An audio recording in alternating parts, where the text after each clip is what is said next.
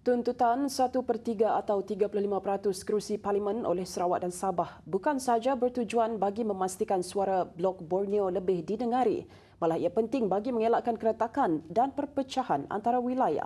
Fellow Penyelidik Ilham Center, Mujibu Abdul Muiz berkata pertambahan ahli Dewan Rakyat dari Sabah dan Sarawak akan menambah keharmonian kerjasama antara ketiga-tiga wilayah dan memberi makna yang jitu kepada maksud persekutuan iaitu bersekutu bertambah mutu.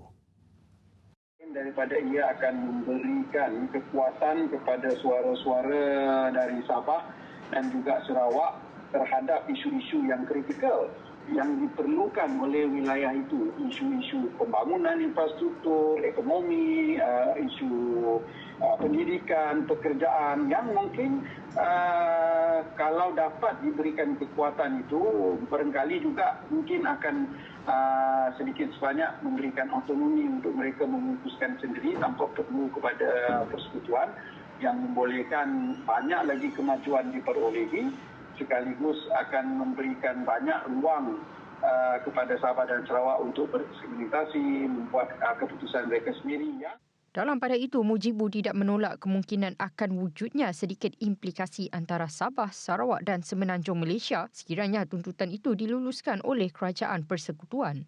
Contoh mungkin dominasi persekutuan itu dalam konteks kerangka perlembagaan yang melihat kuasa-kuasa persekutuan itu sedikit sebanyak akan lebih mencengkam kepada Sabah dan Sarawak dalam konteks itu yang mana mungkin ini akan memberikan kesan balas kepada autonomi dan juga 1/3 itu sendiri.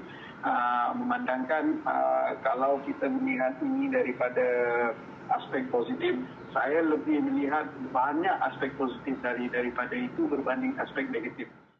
Dalam pada itu, Mujibu berkata faktor pembentukan kawasan parlimen berdasarkan jumlah penduduk di sesebuah lokaliti tidak wajar dijadikan sebagai alasan dalam menindakkan pertambahan ahli Dewan Rakyat dari dua negeri Malaysia Timur itu. Hal ini katanya pembahagian kerusi parlimen di negara ini menekankan kewajaran kepada kawasan luar bandar untuk diwakili meskipun populasi penduduknya yang kecil.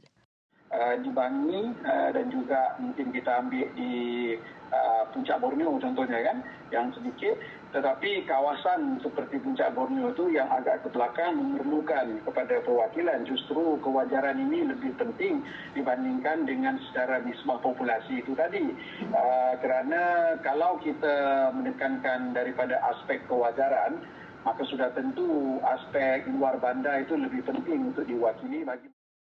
Untuk rekod ketika ini, Blok Borneo mewakili 56 kerusi Dewan Rakyat dengan 31 kerusi dimiliki Sarawak dan 25 lagi kerusi diwakili Sabah.